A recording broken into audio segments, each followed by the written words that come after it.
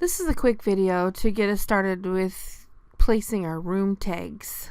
Just wanted to also point out to you that VG for visibility graphics is going to be the way to turn on and off categories when you select an object and you right click and pick here hide in view category. Now if you right click and hide in view elements, then those elements are going to be down at the bottom here.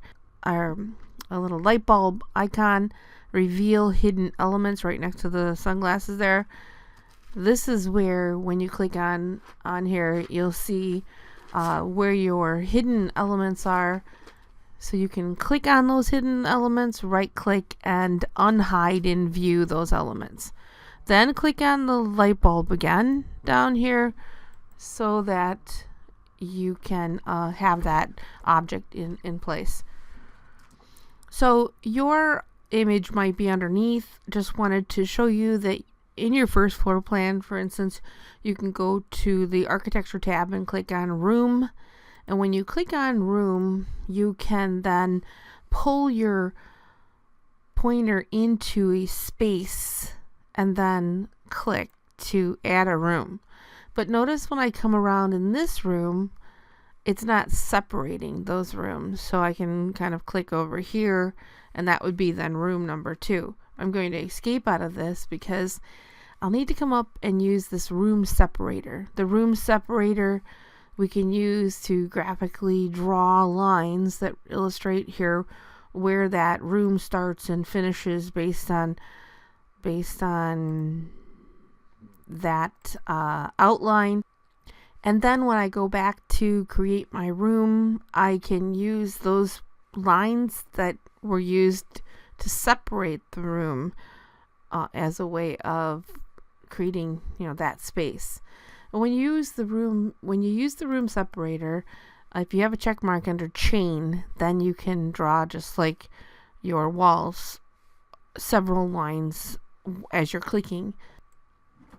Once you have those rooms in place, you can click on the tag and then click on the name room so that you can change the name of that room. There's our family room.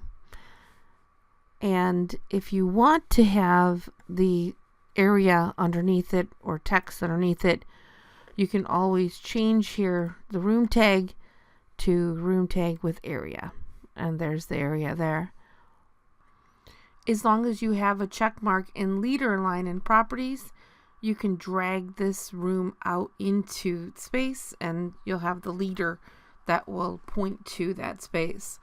Also remember that these are families, so if you wanted to double click on it and change that tag, you can also do that. Or if you're not creating a room finish schedule and you don't need to number the rooms, you can always go into edit type and take the check mark out of show room number so that you can take the number out. Still would need to go back and change the family if you wanted this to be closer. You could just take the area out too and just have here the title and put your text in underneath. The other thing that we'll be working with is to tag all of our doors. Right now our doors don't have tags, so you can either tag all of them under annotate or tag by category. So here if I select tag by category, then I select one of these doors, I'll be able to tag it based on what number and how it was placed. And say I can pull this number over so that it's close to that door. You can also go over to tag all. If you say tag all and pick door tags, and if you want to put a check mark in leader, you can, and you apply, then it automatically will tag all of your doors so that later on when we create a door schedule, you'll have these all in place. You can always take the leader off there if you just take the check mark out of leader line and pick apply.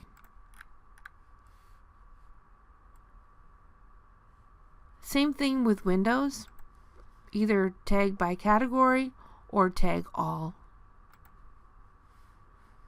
Under tag all, you can click on window tags, pick apply.